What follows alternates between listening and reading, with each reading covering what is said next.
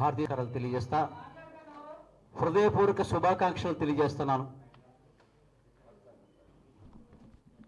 భారతదేశ చరిత్రలో స్వతంత్రం వచ్చిన తర్వాత వరుసగా 3 సార్లు ఎన్నికలలో నిలబడి ప్రజా ఆమోదంతో ప్రధానమంత్రి అయిన చరిత్ర ఇంతవరకు లేదు.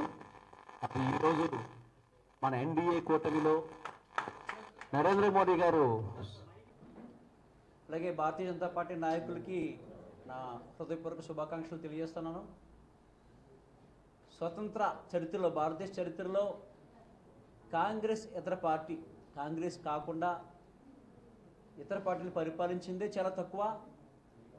అలాంటి సందర్భంలో మన నరేంద్ర మోడీ గారు, భారతీయ జనతా పార్టీ నాయకులు 2 సార్లు ప్రధానమంత్రిగా 10 సంవత్సరాలు పూర్తి చేసుకుని 3వసారి ప్రజా ఆమోదంతో ప్రధానమంత్రిగా ఈరోజు ఎన్డీఏ మిత్రపక్షాలతో ఎన్నుకోబడుతూ ఉన్నారు.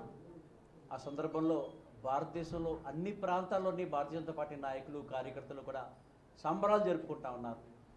దాన్ని పురస్కరించుకుని ఈరోజు భారతీయ జనతా పార్టీ విశాఖపట్నం పార్లమెంటు జిల్లా ప్రాంగణంలో భారీ ఎత్తున మేము సంబరాలు జరుపుకుంటున్నాం. చాలా కుతంత్రాల మధ్య, చాలా కుట్రల మధ్య ఈ ఎన్నికలు జరిగాయి. ఎందుకంటే మీకు తెలుసు, భావ సారూప్యం ఉన్న భారతీయ జనతా పార్టీతో అనేక పార్టీలు కలవడం జరిగింది ఎన్డీఏ కూటమిగా. అలాగే మాకు వ్యతిరేకంగా పనిచేసే పార్టీలని ఒక పక్షమై చరిత్రలో ఎప్పుడు జరగని విధంగా కూటమి కట్టాయి.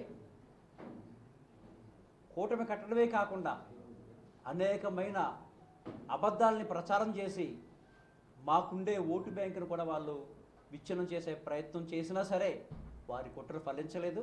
ఈరోజు 293 సీట్లతో మా ఎన్డీఏ కూటమి అత్యంత అద్భుతంగా విజయాన్ని సాధించడమే కాకుండా 3వసారి ప్రధానిగా నరేంద్ర మోడీ గారిని ఎన్నుకునే సందర్భంలో మేమంతా కూడా సంతోషాన్ని వ్యక్తం చేస్తూ ఉన్నాం.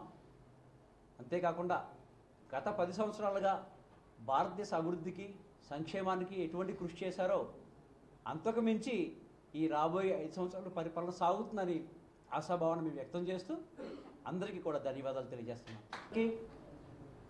151 సీట్లు వచ్చిన వైసీపీ ప్రభుత్వం విపరీతమైన ఖండకావరంతో వ్యవహరించి ప్రజలు ఏం చెప్పినా వింటారు, ఏం చేసినా పడతారనే ఒక తప్పుడు అంచనాతో ఎన్నికలోకి రావడం, ఎన్డీఏ కూటమి యొక్క ప్రభంజనానికి ఈరోజు 151 నుంచి 11కే పరిమితం కావడం చూసాం.